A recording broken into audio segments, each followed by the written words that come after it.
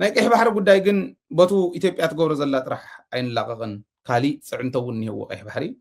ቀይሕ ባሕሪ ኣብ ሓደጋ ዝእተወ ውሳነ ተወሲኑ ኣሎ ብኢራን ይድገፉ እዮም ተባሂሎም ዝእመነሎም ናይ ሑቲ ጉጅለ መራኽብ ንኸይንቀሳቐሳ ኣብ ቀይሕ ባሕሪ መራኽብ ንኸይንቀሳቐሳ ኣውጆም ኣሎ ብፍላይ ናይ ስዑዲ መራኽብ ከይንቀሳቐሳ ኢሎም ኣሎ ስዑዲ ኣብ የመን ኢፍትሓዊ ጨቋኒ ዝኾነ ኣዋጅ ኣውጃ እያ ደብዳብ እውን ገይራ እያ ስለዚ በዚሁ ምክንያት ባቤል ማንዴብ ንናይ ስዑዲ መራኽብ ዕፁው እዩ ኢሎም ወሲኖም ኣሎ ባቤል ማንዴብ ንናይ ስዑዲ መራኽብ ዕፁው እዩ ኢሎም ኣሎ ካብ 2022 ኣትሒዙ ብሕቡራት መንግስታት ዝተወሰነ ተኽሲ ጠጠው ናይ ምባል ውሳነ ተወሲኑ ነይሩ እዩ ስለዚ ነዚኡ ኣብ ሓደጋ ኣትይዎ ኣሎ እቲ ሕዚ ማለት ንሰንዓ እንድያ ንኤርፖርት እያ ደብዲባ ስዑዲ እዚ ምድብዳባ ኢቱ ፀገም ኣምፅኡ ኣብ ሰንዓ ኣውሮፕላን መጥቃዕቲ ድሕሪ ምፍፃሙ እዩ እቲ ውሳነ እዚ እውን መፅኡ ዘሎ ኣብ ቀይሕ ባሕሪ መርከባት ከይንቀሳቐሳ ብፍላይ ናይ ስዑዲ ኢሎም ዘለዉ ማለት እዩ መንግስቲ የመን ንሕና ኢና ፈፂምናዮ ስዑዲ ኣይኮነትን ንሕና ኢና ፈፂምናዮ እዚ ዝፈፀምናዮ ከዓ ናይ ኢራን ኣውሮፕላን ኣብ ሰንዓ ኤርፖርት ሰንዓ ማለት ሑቲ ዝቆፃፀርዎ ስለ ዝኾነ መንግስቲ የመን መንግስቲ ኢራን ናብ ሰንዓ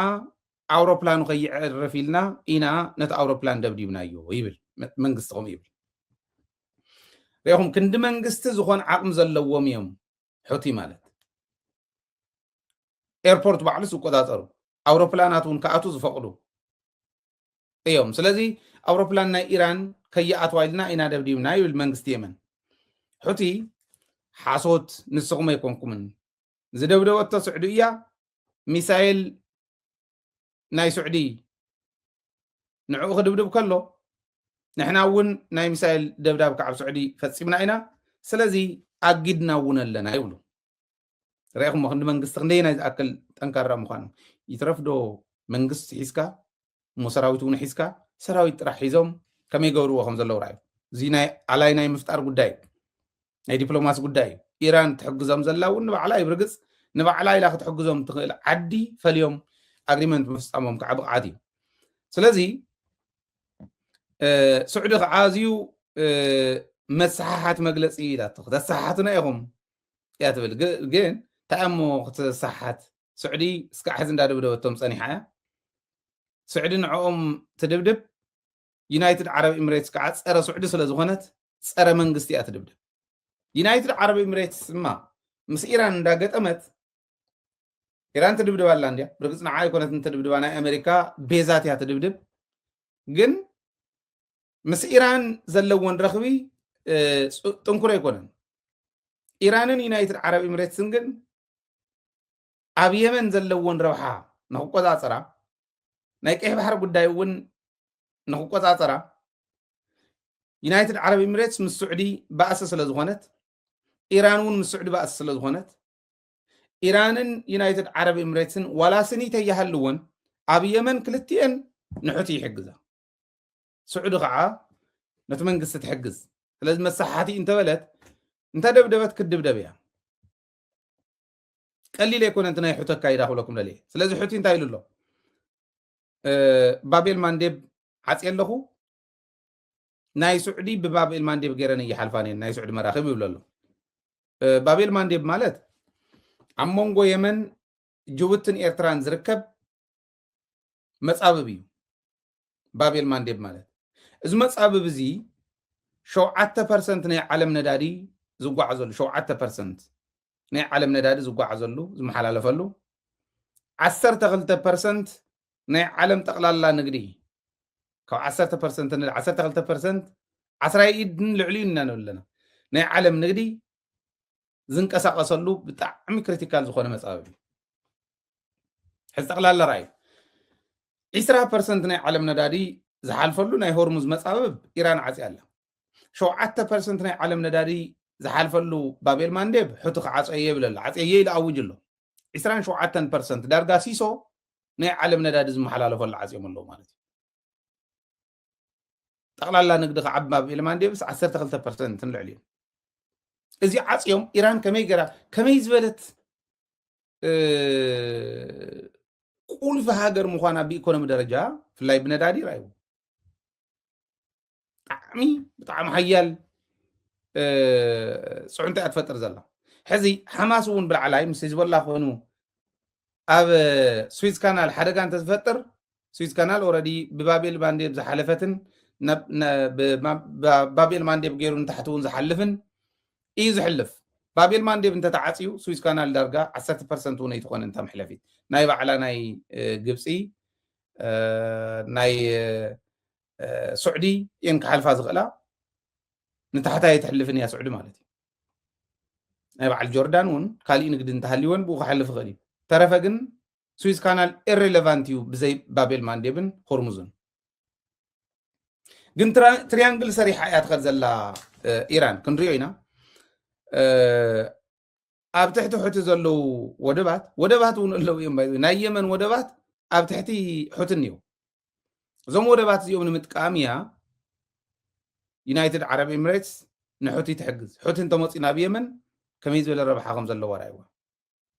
ዩናይትድ ዓረብ ኤሚሬትስ ምስ ኣፍሪካ ዘለዋ ረኽቢ ብምሉእ ኣብ ቀይሕ ባሕር ዘለዋ ኢምፓክት እዚኦም ብምሉኦም ክትሕይል እትኽእል ሕቲ እንተሒዛ ስለ ዝኾነ እዩ ኣብ ትሕቲ ሕቲ ዘለዉ ወደባት ብማኢት ዝቁፀራ መራኽብ ይመሓላለፋ እየን ባዕሎም ይቆፃፀርዎን ይሕልፉ ማለት እዩ ሕዚ ዓለም ለኻዊ ናይ ባሕሪ ውንብድና እዩ ናይ ባሕሪ ሽፍትነት እዩ ዓለም ለኻዊ ናይ ባሕሪ ውንብድና ወይ ናይ ባሕሪ ሽፍትነት እዩ ኢሎም ይፈርጅዎም ስዑዳውያን እቲ ጥምረት ናይ ስዑድን ናይ መንግስቲ የመንን እውን ከምኡ ኢሉ ይፈርጁ ሕዚ ብዕጀባ ክንሕልፍ ኢና መራኽብ ናይ ስዑዲ ብዕጀባ ጌርና ክንሕልፈን ኢና ናይ ኢራን ድፍኢት እዩ ንሕቲ ከምኡ ዝገብሮም ዘሎ እዩ ኢራን እያ ከምኡ ትገብር ዘላ ሕዚ ኢራን ኢላ ነራ ሆርሙዝ ጥራሕ ኣይኮነን ኣሜሪካ ኣብ ልዕለይ ተብፅሖ ፅዕንቶ ናባይ ትትኩሶ ኣፅዋር እናቐፀለ ብዝኸደ ቁፅሪ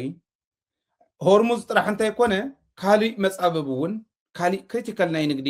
መመሓላለፉ እውን ክዓፅ እየ ኢላ ነራ ላስት ዊክ ኣብ ዝሓለፈ ሰሙን ኣሕሊፍና ነርና ዜና እዚ ሕዚ እዚኣ ገይራ እኒሃ ማለት እዩ ኤግዛክትሊ ስዑድን ናይ የመን መንግስትን ከዓ እዚ ይብሉ ኣለዉ ኢራን እያ ከምኡ ትገብር ዘላ ናይ ኢራን ደፊኢት እዩ ከምኡ ክገብሩ ዝገብሮም ዘሎ ስለዚ እዚዩ ዓለም ለኻዊ ናይ ባሕሪ ሽፍትነት እዩ ዓለም ሓግዝና ይብሉ ኣለዉ ስዑዲ እያ ሓግዙ ንትብል ዘላ ኣሜሪካ ክትኣቱ ድያ ሕዚ ንስዑዲ ክተድሕን ምክንያቱ ኣብ መንጎ ኣሜሪካን ስዑድን ውዕል ኣሎ ስዑዲ ሴኪሪቲ ሓለዋ ክትረክብ ኦኬ ሓለዋ ኣሜሪካ ክትሕልዋ ናይ ስዑዲ ሴኪሪቲ ኣሜሪካ ሓላፍነት ክትወስድ ናይ ስዑዲ ነዳዲ ከዓ ብዶላር ክሽየጥ እዚዩ ፔትሮ ዶላር ይበሃል ፔትሮ ዶላር ማለት ናይ ዶላር ኣብ ዓለም ተደላይነቱ እንዳበዝሐ ብዝኸደ ቁፅሪ ኢኮኖሚ ናይ ኣሜሪካ እናጥንከረ ስለ ዝኸድ ስለዚ ኢኮኖሚ ናይ ኣሜሪካ ንክጥንክር ናይ ዶላር ተደላይነቱ ንክበዝሕ ስምምዕነት እንዳፈረመት ትኸይድ ፔትሮ ዶላር ሕዚ ንበዓል ማደሮ ዘተሓዞም ናይ ቬኔዙዌላ ፕሬዚደንት ኣትዮም ሒዞሞ ዝወፁ ቢዮን ቢሮ ምሻጥ ጀሚሩ ንኣውሮፓ ቢሮ ይሸጠሎም ንቻይና ቢዮን ይሸጠላ እዚ ምስ ጀመረ ናይ ግድን ክትሓዝ ኣለዎ ሒዘሞ ናይ ሓንቲ ላዕላዊት ሃገር መራሒ ኣትዮም ከይዶም ዘውፁ ፍጹም ፀረ ዲሞክራሲ ዝኾነ ካይዳ ኣብ ዓለም ናይ መጀመርያ ክኾን ይኽእል እዩ ኣትዮም ምቕታል ነውረይ ነበረን ዝብል ዘለኹ ነይሩ እዩ ታሪክ ነይሩ እዩ ማለት እየ እምበር ፅቡቅ እዩ ኣይኮነ ብሎ በዓል ጋዳፊ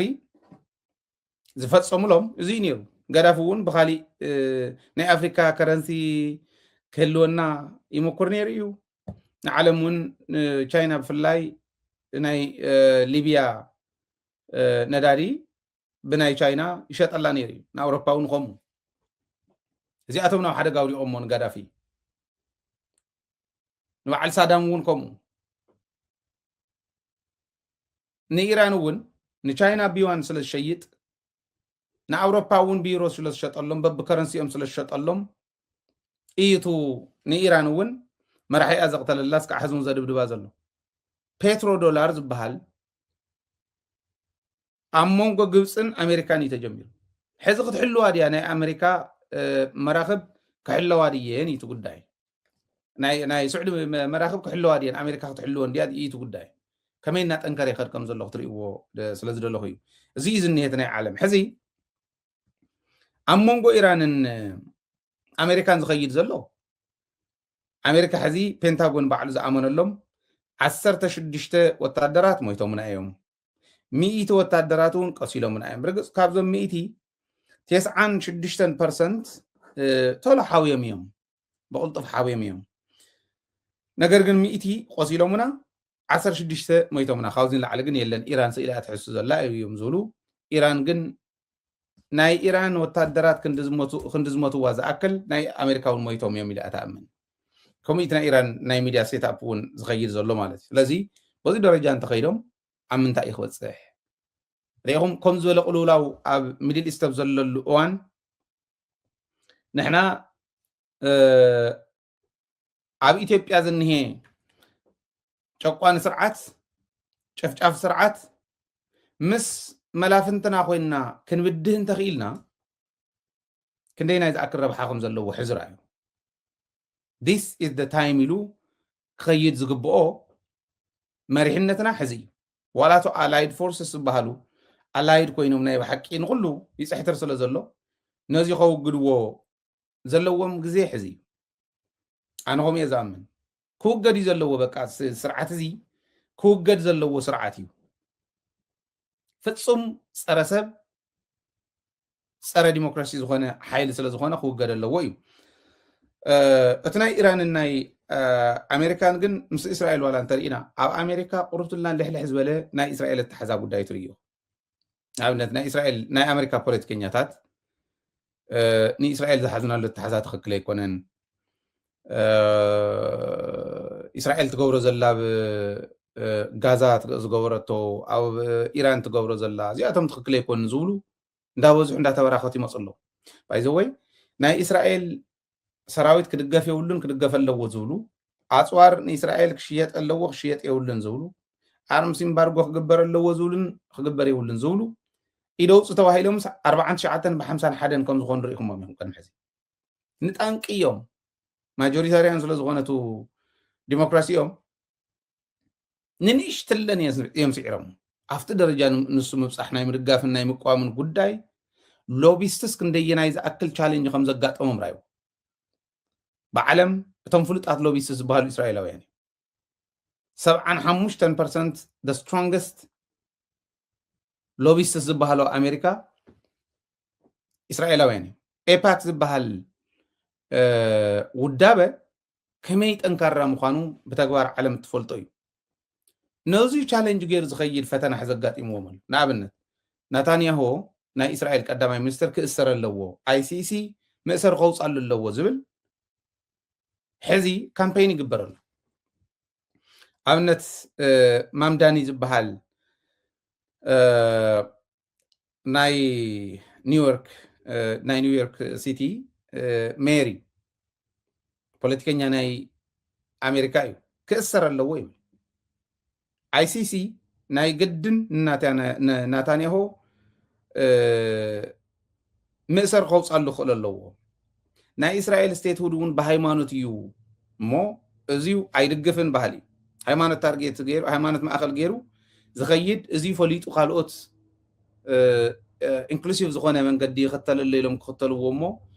عالم كفرس من قدي ناخدون تطنقق وهبل زيولو وخون انتن زتخطلوا يو اسرائيل اب غازا تفصمو زلاون تخكل يكونن ازي جينوسايد يو يزبل ودي ስለዚህ ICC ንናታንያሁ ከአስሮ ኣሎ ወይ ብልሞ ብርግጽ ማዕረናቱ ንሓማስ እውን የውግዞም ይኹንኖም ሓማስ ዝገብሮ ዘለውን ሽፍትነት እዩ ዝብሎ ሽፍትነት ይብል እዚ ኢሉ ክገልጽ ከሎ ናይ ሓደ ሲቲ ዓብይ ሲቲ ኒውዮርክ ሲቲ ማለት ብጣዕሚ ትዛዕበየ እዩ ሕዚ ናይ እዚ ሜየር ከምኡ ክብል ከሎ ትራምፕ ነፂጉዎ ኣሎ نسيقول له ديمقراط مخانة تودي يكون أنت قداي ديمقراط مخانة يكون أنت قداي አሞንጎ ፖለቲከኛታት ናይ ኣሜሪካ ዝንሄ ኣፈላላይ ዝንሄ ረኽቢ ክምዘን ከሎ ረኽብን ኣፈላላዮምን ክምዘን ከሎ ምንታይ ደረጃ በፂሖም ኣሎ ብፍላይ ከዓ እስራኤል ዝምልከት ጉዳይ ኣብ ናይ ኣሜሪካ ፖለቲካ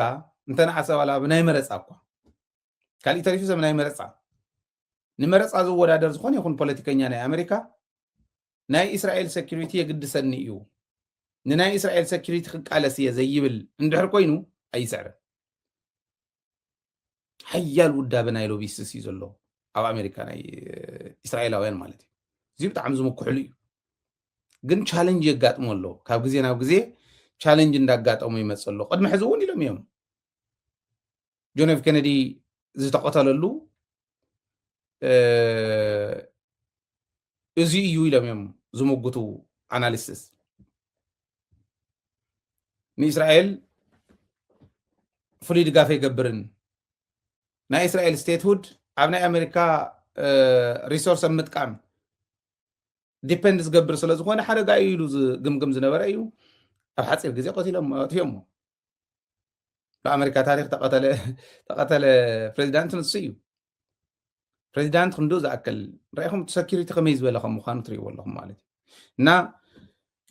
ኣብዚ ደረጃ እዚኦም ዘለዉ ክብል ደልየ ሕዚ እዚዩ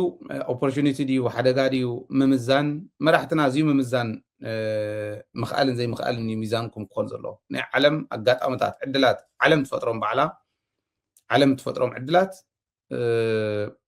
ምጥቃምን ዘይምጥቃምን እቲ ወሳኒ ኣፈላላይ ክፈጥር ዝኽእል ኣብ ዓለም እዚ እዩ ክብለኩም ደልየ ካብኡ ንውሽጢ እሞ ንመለስ ኣትሊስት ናብ ኢትዮጵያ ሓሽሽን ጫትን ዝሸጡ ዝእትው ናብ ስዑዲ ተታሒዞም ኣለዉ ሕዚ እውን ናብቶም ቅድሚ ሕዚ ተታሓዝ 160 ዝኾኑ ኢትዮጵያውያን ተጋሩ እውን ዘለውዎም ናብኣቶም ተሓዊሶም ኣለዉ ሕዚ ትማሊእ ዝብለኩም ኣለኹ 14 ኢትዮጵያውያን 240 ኪሎግራም ጫት ናብ ስዑዲ ክእትዉ ተታሒዞም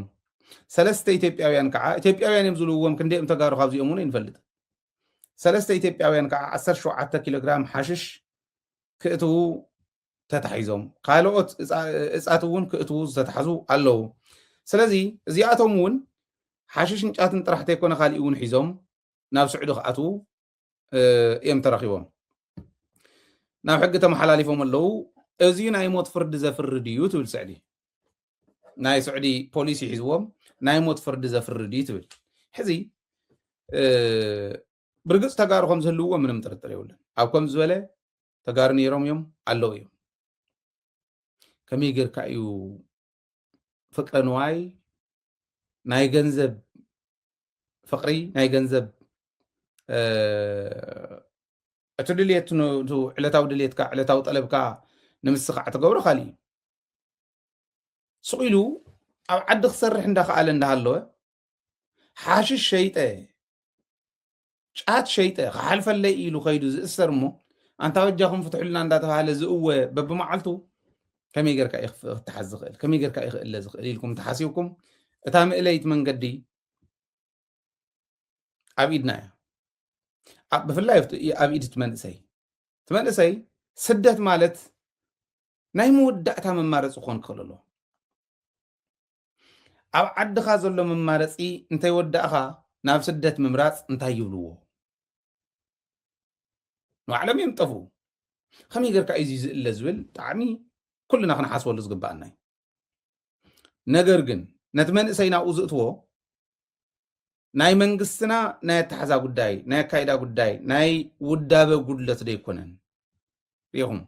መናእሰይ ወዲብካ ኣብቲ ናይ ወርቂ ጉዳይ ኣብ ናይ ዕደና ጉዳይ ክኣትዉ ይኽእሉ እዮም መናእሰይ ወዲብካ ኣብ ደቀቕትን ንኣሽትን ክኣትዉ ይኽእሉ እዮም መናእሰይ ወዲብካ ትካላት ከፍርዩ መንግስቲ ክሕግዞም ይኽእል እዩ እዚ ዝገብራ ትካላት እንተዝጣየሻ ኣንታ ባና እኒሄ ሕማም ብስሩ ማሕበረሰባዊ ሕማም እዩ ረኣኹም ሃኢለ ሕዚ ሓደ ፕሮፖዛል ቀሪፀ መናእሰይ ከምዚ ክገብር ናብ ስራሕ ክእትዎም ናይ ግድን ዝከኣል ምዃኑ ከምህሮም እደሊ እየ እሞ እዚአን ዓይነት ናይ መንግስቲ ድጋፍ የድልየና እንተዝበሃል ስለ ዳታ ፕሮፖዛል ኢሎም ገሊኦም بروبوزال تقبلهم تا بروبوزال نزل ليو نحامهم ديو نزومهم ديو نحاوم ديو نزخونه جنزب زوم ديو هيوم خمس غيرم فحبتنا بلهم يترفوا كندي عنجال ني مثلو كندي حموم ني عدي قتلكم زلو زي يبل كوم يقولوا قال يوم كوم لك حسب كلا غزور بل خمس بحال نغير يلن جنزب لتمس جنزب تهر انت كون كاطرحينا كم نغبرل كازول له حلافنتهم مخانو زي يردوا زيت سقم قطيمنا ني عوشتي سناي من محدار سينهم بر لم طفيهم زخدو ودابز ودبهم سينهم توديبهم ون ገንዘብ ዝሕግዞም سينهم ባንኪ ምስ ባንኪ ዘተሓዞም سينهم بر لم طفيهم زخدو كم زول منأسي يقاطمون الله እዚ ሕዚ መንግስቲ ከኣል የለው ማሕበር መናእሰይ ክሰርሓሉ ኣሎ ማሕበር ደቂ ኣንስትዮ ክሰርሓሉ ኣለዎን ብፍላይ ማሕበራዊ ጉዳይ ማሕበራዊ ቆስ ስለ ዝኾነ እዚ ማሕበራዊ ጉዳይ ክሰርሓሉ ክእል ኣሎ ዓዲ ክድሕን እንተኮይና እዚዩ ጌርካ እዩ ክድሕን ዝኽእል ዝብል እምነት ኣለኒ ስረፍቱ ናይ መንግስታዊ ማሕበር ክቅየሩ ዘለዎም ብዙሓት ነገራት ዘለዉ ይመስለኒ ኣሎ እሞ ሓቢርና ክንሰርሕ ክንክእል ኣለና ዝብል እዩ ዘለኒ ሓደ خلت زغنا صيلن زغرما نطبታት ኣለዋኒ ንሰን ክሕልፍ የግን ቅድሚኤን ሓደ ጋጋጢሙ ኣብ ሶማልያ ኣብ ክልል ሶማልያ ሓደ ጋጋጢሙ ጣዕሚ እዚ ናይ ትራፊክ ሓደጋ ዝበሃል ኣብ ትግራይ እውን ብበዝሒ ዝርአ ስለ ዝኾነ እዚኦም ከመይ ጌርካ እዩ ክስተኻኸሉ ዘለዎም ዝብል ናይ ትራንስፖርት ቢሮ ክሰርሓሉ ክእል ኣሎ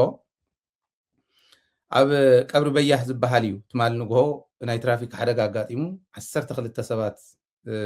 ሞይቶም 3 ከዓ ተጎዲኦም ቆሲሎም ጥራሕ ተይኮነስ ኦረድ ኣካሎም ተጎዲኦም 3 ተጎዲኦም 12 ሰባት ሞይቶም 15 ሰብ ደልና ድሓር ነዞም 12 ክቀብሩ ኣብ ቀብሪ እንዳሃለው ከዓ መቃብር ተደርሚሱ 3 ሰባት ከዓ ሞይቶም መቃብር ተደርሚሱስ 3 ሰባት ሞይቶም 10 ከዓ ሞይቶም ተጎዲኦም እዚ ብጣዕሚ ዓብይ ሓደጋ እዩ ሶማልያ ብጣዕሚ ዓብይ ሓዘን እያ ነይራ ትማል ንበል ምባል ይከኣል እዩ ነገር ግን እንታይ እዩ ነጥቡ ዘልዕሎ ዘለኹ እዚ ናይ ትራፊክ ሓደጋ ምክልኻል ይከኣል እዩ ቆላ ኩሉ ይትከላኸለው ካሊእ ዓለም እውን ዘጋጥም ስለ ዝኾነ ግን ብዓመት ሓደ ሰብ ኣብ 5 ዓመት ሓደ ሰብ ተጎዲኡ ገለና ዝብል ዜና ትሰምዓሉን በብመዓልቱ 300 400 ትብሎ እናበልካ ትሰምዓሉን ነንወይኒ ሓደ ምስሩ ናይ ስነ ምግባር ትምህርቲ ክወሃቦም ኣሎ ሽፈራት ኣብዛ ዓዲ ሕጊ እውን እዩ ዘምህረካ ኦኬ ሓደ ኢድካ ስልኪ ሒዝካ ብሓደ ኢድካ እናሸፈርካ እናዘወርካ مغادي يكالن تحيزوكا تاقصعات عبايا أبانا ركا كم مقلو ركا يحلنا تقراوي ناي مبزحتو نمتاي كوننا قبرة ترغيو ترافيك انتقاصيعوه ناتس عارفه ويكو واقع خزلل كسار كحز قلي كومي يزلل أي بدي لي أحقها I'm sorry إلي غدا كم أنت غير قصعته السخو مخانا أي فلتنيا زو سغلوني مثلا امتحاناني قوم قلقت يوم ساتهم النافلخ طرعر عيلهم طرعر عيلك مخالي حقي ايون كله خعزوز الله حقي I don't know مالت كمي غير كاي زغير كخبر غون انديو كنت ناي ميديا تمرتون بميديا ون زحلف تمرتنا غبركا حبرته سبا ولوط انت زي موصيو زيو سرحو فوليط مخاد انت زي كيلو تشفر تزبو ناي ترافيك حدقا انت زي ترديو تردخ يمسلكم رأيوم يقوم ابزي بران حلفه تانتير بقى سلك حيزو خمس دار خرخ لي كم يخرو قال يوم كم يوم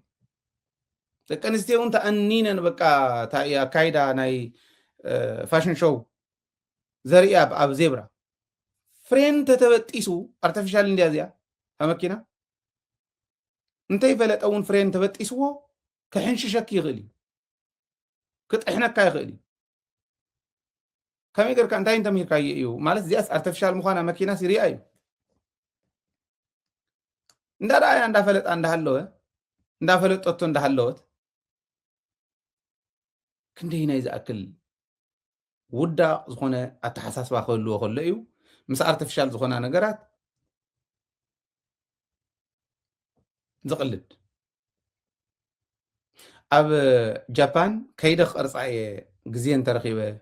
ጃፓን ዝኸደሎ ኩነታት እውን እንተረኺበ ከይደ ቅርፃ እየ ግን ኣብ ዩቱብ ትረኽቡ ኢኹም ቆልዑ ካብ ቤት ትምህርቲ ክኸዱ ከለዉ ወለዶም የምህርዎም መጀመርያ ዜብራ ኢሎም ስቕ ኢሎም እየሓልፉን ኢዶም ወስ ከምዚ ይገብሩ ማለት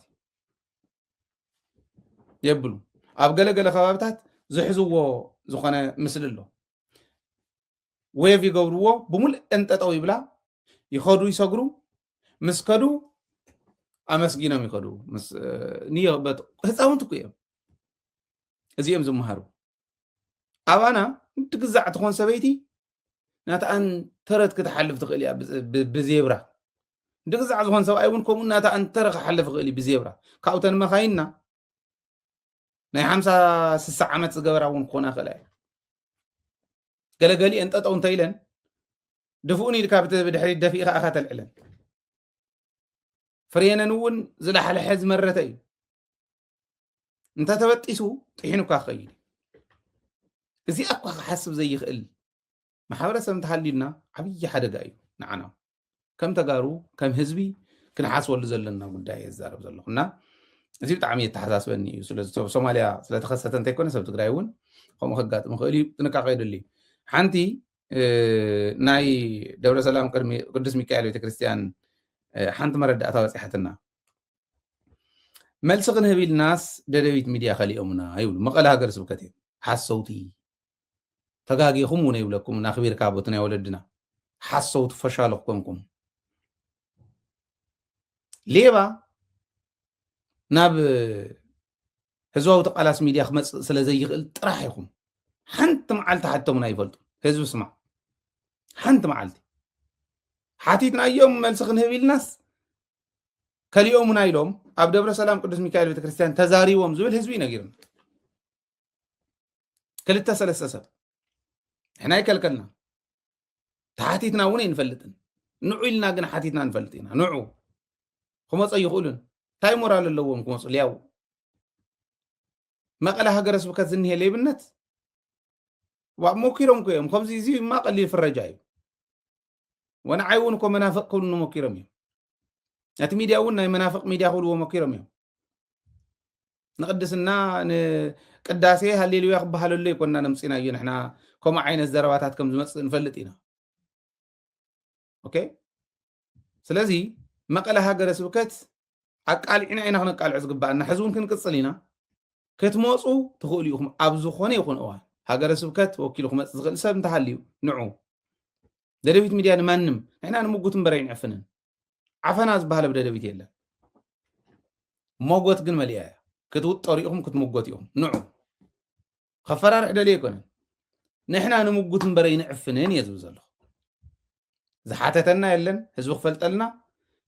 መልሲ ክንህብስ ሃቡና ዓድል ዝበለና የለን መልሲ ክትህቡ ንዑ ግን ንብል ኢና ሕጂ እውን ይብል ኣለኹ ንዑ መልሲ ሃቡ ሚድያ ዝኾነ ፃውዒት ጌርና ፀዊዕናዮም ንሶም ብራኸሸውን ደደቢትን ኣይመፁውን ኢሎም ናይ ብራኸ ይፈልጥን ንሕና ግን ኣይተፀዋዕናን ተፀዊዕና ንፈልጥን በኣቶም ኣይተፀዋዕናን ኣይከድናን ኣይመፁን ኣይሓተቱናን ኣይሃብናዮምን ንዑ ኢልና ግን ንፅውዕ ኢና ንፅውዕ ኣለና ሕጂ እውን ንዑ መልሲ ሃቡ ናፈረጅካ ኣይኮነን ደደቢት ስለ ዘፅልምካያ ክትስዕር ኣይትኽእልን ሓቂ ስለተዛረብካ ጥራሕ ኢኻ ክትስዕር ትኽእል ስለዚ በዚ ደረጃ ሓዝዎ የለን ተሓሶት ክሕሶ ከሎ ግን ንሕና ስለ ህዝብና የግድሰና እዩ ስለ ህዝብና ክንከራኸር ኢና እቲ ዝገብርዎ ዘለኹም ግብሪ እከውን ክፀሪ ክንከራኸር ኢና ተኮይኑልና ምስ ህዝብና ኮይንና ክንስዕር ኢና እንተዘይኮይኑልና እንዳተቃለስና ክንቅፅል እምበር ኣይንገድፈኩም እዚኣ ናይ ደደቢት እያ ፍለጥዋ ከምኡ ኢልካ ፀለመ ግን የለነ ይሰርሕን ዘሊልኩም ናብ መሬትኩም እዮም ናፍታ ምዕሪት መንገዲ እንተተኣትዩ ኣትሕሸኩም ክብለኩም ደልየ እዚ ለ ናይ ሎሚ ክንዛዝም ኢና መደብና ክጥንክር ሚድያና ክድልድል እንተኮይኑ ድጋፍኩም የደሊ ናይ ሓሳብ ናይ ሞራል ናይ ፋይናንስ ድጋፍ ኩሉ ግዜ እንደደቢት ንሓገዝኩም ክዘልኩ በዚ ኣጋጣሚ ፃውዒትና እዩ ببزلهم سلام يكون لكم سلام عواتن مسجنا هزبنا اخوان كل جزية تمنيتنا نايليتن كاترن سرحنا نيو تقرايت